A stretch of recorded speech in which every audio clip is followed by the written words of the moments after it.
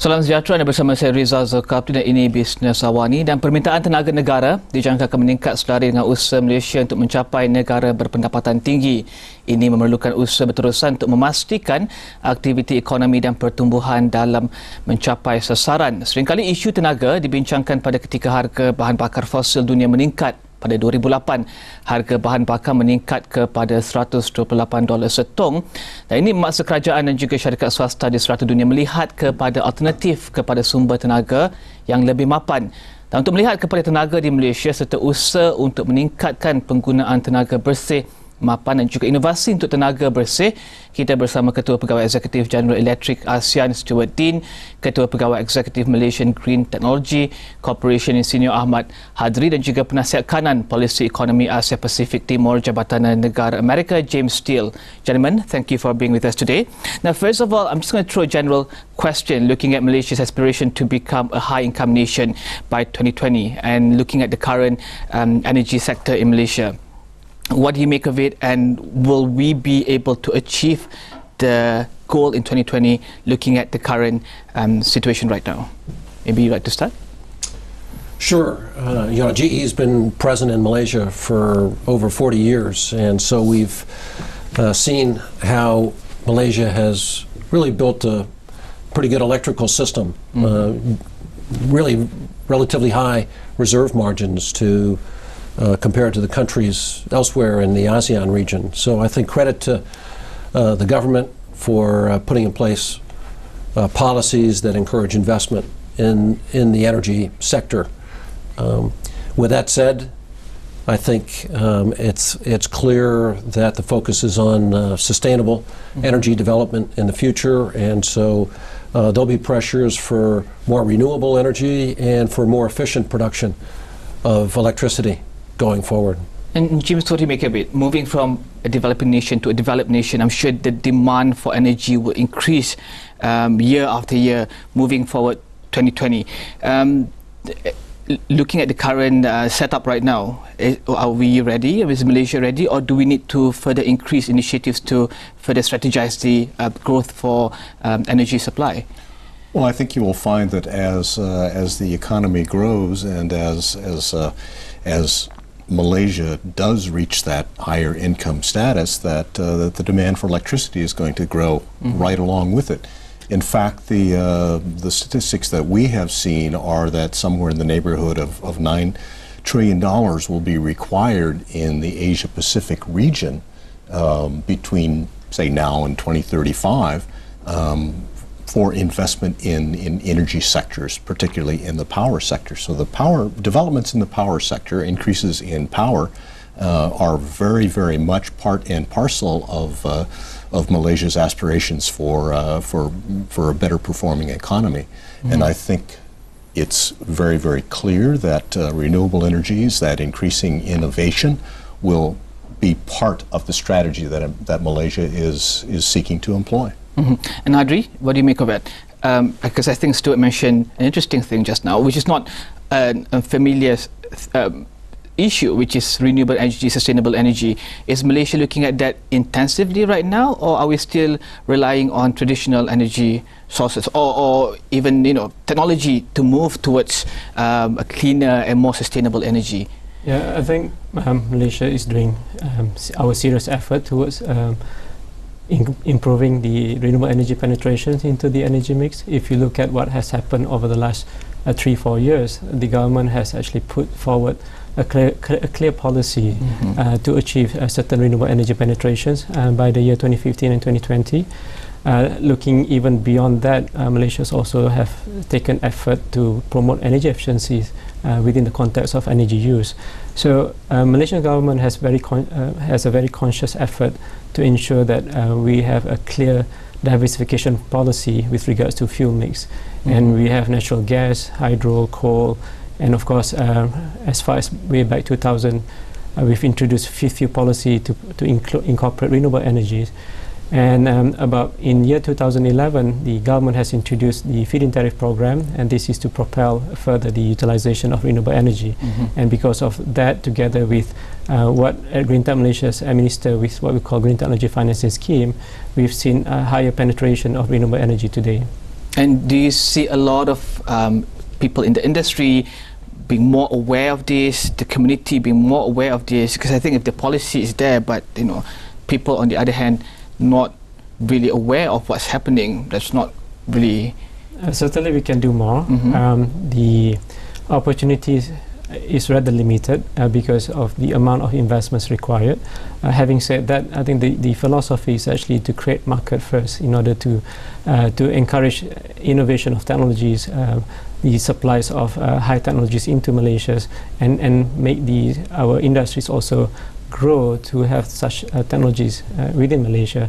And with that context, if you see what has happened over the last 3 years, there have been some leaps and bounds in that regards. We've seen companies introducing, for example, solar energy in their landfill land, which is, I mean, if you don't put a solar there, you can't use it for any other purposes. So people becoming more creative, and because of that, the industry is also becoming more active. Now, of course, ultimately, it is expected and hope that one day that the penetration of renewable energy can be more widespread throughout the country.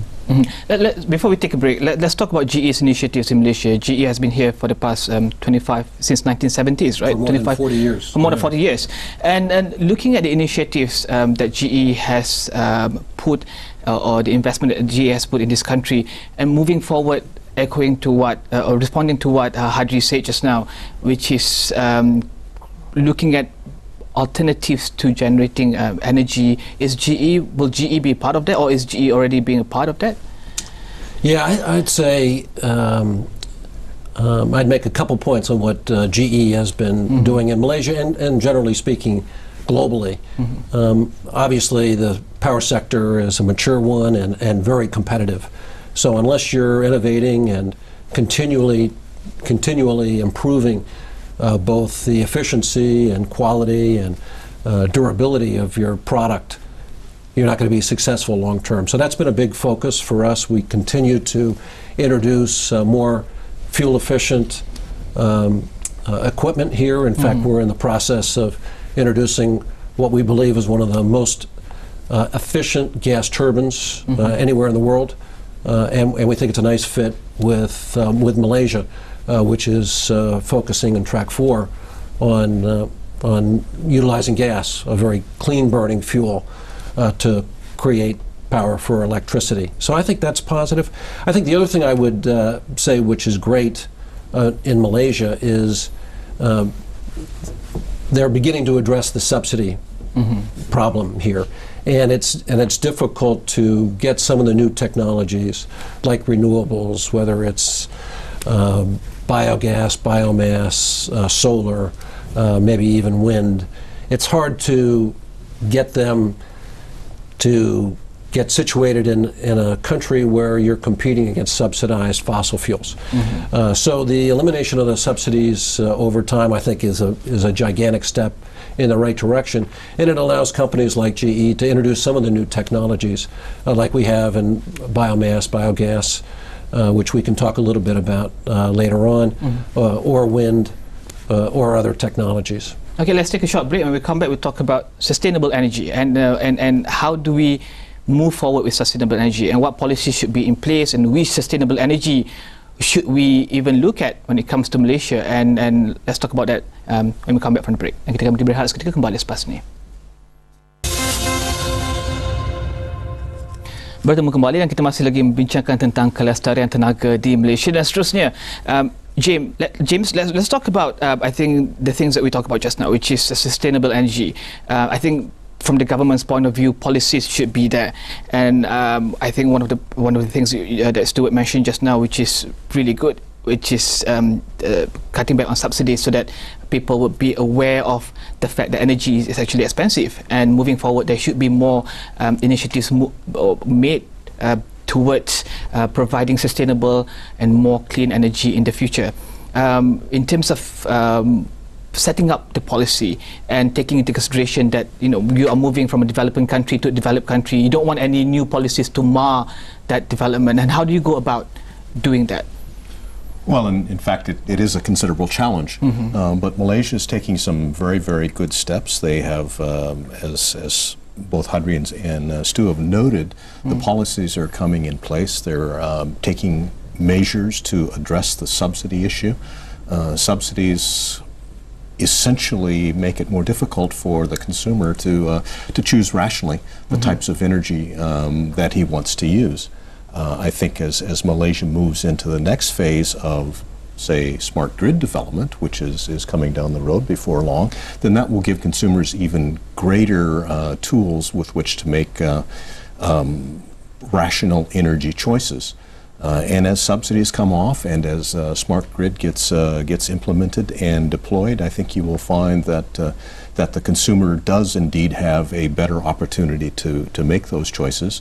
And we find, in addition, that renewable energies are actually becoming more and more, they're close to cost competitive now with some of the more traditional fossil fuel generated energy, electricity that is currently in use. And when those subsidies do come off, I think you will find that there will be a stronger economic case to further the deployment of renewable energies. So I think that has huge benefits, of course, in the sustainability angle. And then, Hadri, I think you mentioned earlier on how some private sectors or some companies are taking initiatives or making initiatives to set up solar plants or solar energy areas. But would there be a more focus, or should more focus be on that, or other things, or hydroelectric? Which areas should we focus on, or is there a need for a more diversified energy resources instead of focusing on one, say for example solar or hydroelectric? Well, to be sustainable, you need to diversify them properly. You can't just to put all effort and resources into one. And this is unique about Malaysia because we are truly blessed with a lot of natural resources. Not only we have the gas and oil, I mean you can have coal, of course. For power generation they are imported, but when you look at hydro, I think Stuart's mentioned about biomass, biogas, and that's really a huge untapped potential that we have. And we can just look at Malaysia is well known for palm oil plantations, and there's a lot of biomass resources available which are today being used, well, not being used for anything, they're just being as a waste. And so those can be converted into power sector too. Especially when we look into biogas, these are the problem that the palm oil industries have to manage with regards to managing their methane. So that can also be converted. And we haven't even looked into the waste management with regards to municipal waste. There's a huge potential there too. Of course, those are one aspect when we look at power generations. We have to address things more holistically with regards to consumptions, that means how we use the energy to be more efficient, and then we can have, that means for every energy that we produce will be more efficiently consumed. And this involves in a lot of aspects from our day-to-day activities, the way we live ourselves, the way we communicate or commute as well, and even the building itself. So that's why from government perspective, when the Prime Minister's introduced green technology policies, it's really to look at a lot of ways being more holistic, not only from energy sector, looking at buildings, transport, waste, and water issues as well.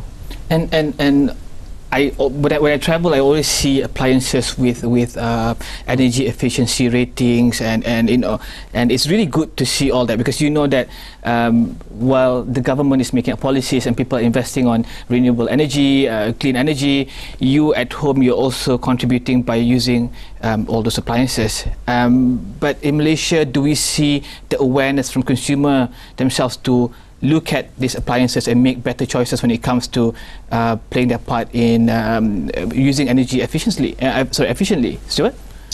I would say one good example where I do see Malaysian consumers paying attention is in the lighting sector. LEDs are by far the fastest growing segment of the lighting business, particularly in multifamily construction and commercial establishment. So I think there is increasing sensitivity to energy efficiency, and I think that anyone who is buying power generation is taking life cycle costs into consideration as part of that decision making. And one of the biggest components of life cycle cost is the fuel usage over the period of time that equipment's going to be operating. And believe me, everybody takes that into consideration in those decisions. And I think Hadri also made an interesting point just now, which is the sustainable energy part and where people have to actually invest and moving forward. But the question is, who should invest? Should it be the government or should it be the private sector? Maybe James, you can answer the question. Well, that's a question that will certainly be decided by each individual economy, each individual country, who's going to make the best, or who's going to be given the role of being the investor. I think what you will find, though, that in today's economies, there is an increasing awareness on the part of financing agencies, and these could be government financing agencies, these could be private financiers. That renewable energies, that energy efficiency, that new technologies and building efficiencies are increasingly a good investment. So that in and of itself is going to be a big assist to the process of really achieving an all of the above strategy. I mean, there are many pieces to this particular set of issues that all must be addressed, and I think we're moving in that direction. Okay, let's take another short break, and when we come back, we'll talk about innovation and how innovation will not just be a solution to this energy issue, but it will also create things in the future, for example, jobs, and it will also be one of the catalysts to further generate economy. And let's talk about that when we come back from the short break. Dan kita berehat seketika, kembali selepas ini.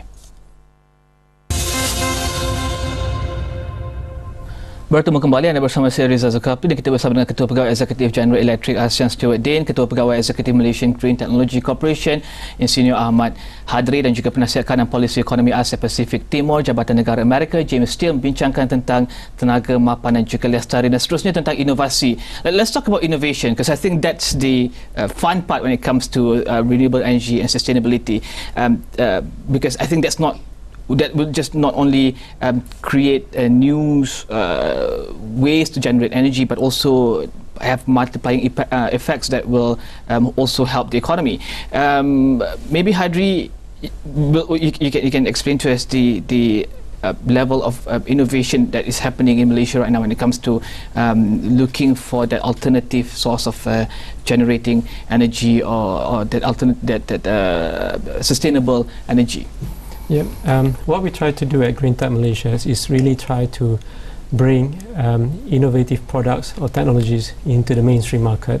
And as we discussed earlier, often technologies which are more sustainable, they are a bit more costly, because really the principle, because there's no market. And this is what we call it a chicken and egg situations. So what we've seen is that it's important that the governments intervene in the beginning in trying to create a level playing field. So one of the aspects that we are working on today is on electric bus, and this is an innovations perhaps relatively new in Malaysia. And when we look at the potentials, is tremendous, because not only from the perspective of emissions in the cities, because we've heard stories around the world that some cities have to ban cars or emission producing transport into the city, because it's just polluting and it's also creating discolorations on the facade. So we look into that, but more interestingly, it's actually more energy efficient in terms of fuel consumptions. And we've done a pilot trial about 6 months ago on an electric bus, and we found that for every 100 kilometer travel, the fuel cost saving by converting from normal diesel consumptions to electricity is as much as 65%. And because of that, you remember, diesel is subsidized by government, electricity also is subsidized by government today, but in terms of subsidy saving to government is 70%. That's huge. So these are the aspects that sometimes people don't see. Of course, the challenge today, the bus is still expensive because the market is not there. So this is why industry players, especially like GE, they are important to come up with innovations, and we work together to create a market for them, and hoping that the price can come down, and ultimately the people will benefit. And I'm sure innovation is a huge thing at GE as well, right? Yeah, absolutely. I think these new technologies and renewables offer a lot of potential for innovation. But is it expensive to go into that first, and maybe developing it in the future will be? Yeah, the first ones, are more expensive, and over time, As you get volume, you can drive those costs down. We've got a very innovative partnership with a Malaysian company called Green and Smart, taking palm oil mill effluent, converting that to biogas, and then burning it in highly efficient GE gas engines to create power. So that's exciting. You mentioned municipal waste, landfill waste. Similar, we have a project in Malaysia capturing the methane gas coming off of landfills. Methane gas, as you know, is 20 times more dangerous to the environment than carbon dioxide. And so capture that and burn that in highly efficient GE gas engines to create electricity is another great approach. Renewables, I think, are going to become increasingly important, but I think it's, and Hadri mentioned electric buses. We're investing in Malaysia in new electric MRT lines, which I think is great. And that, of course, is going to create more pressure to create power generation upstream to fund these programs. And so, at least in the short term, the best way to improve efficiency and get sustainability is by making the existing system more efficient. So, so new power generation being brought on should introduce the highest and most efficient technology, such as the gas turbine technology I mentioned earlier, the 9HA technology.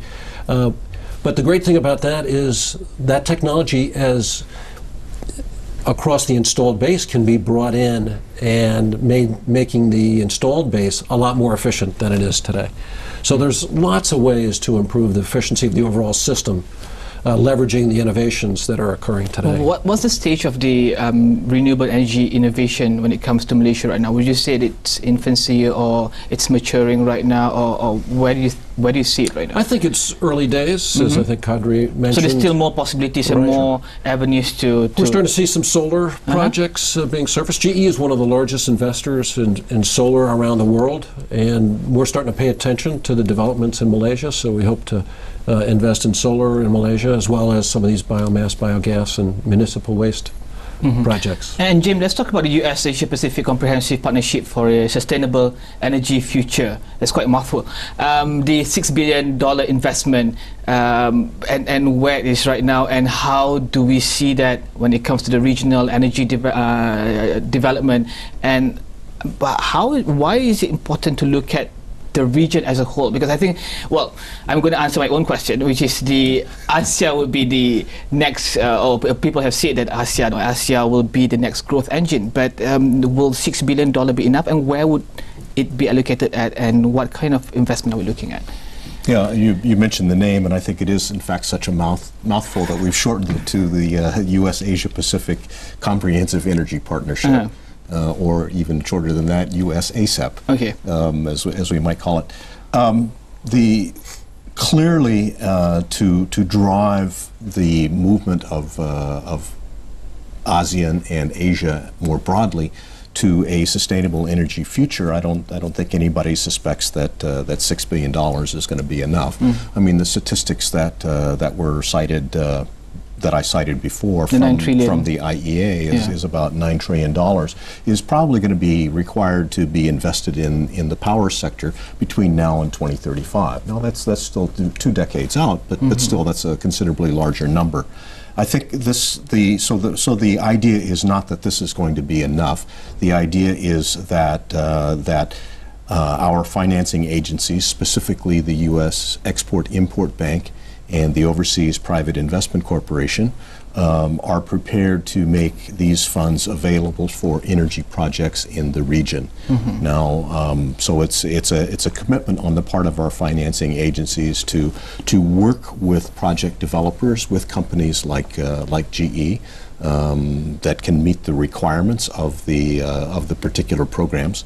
That we are interested in supporting the development of energy industries, really, power sector, throughout the region. It's not that Malaysia is going to get 15% of it or 25% of it.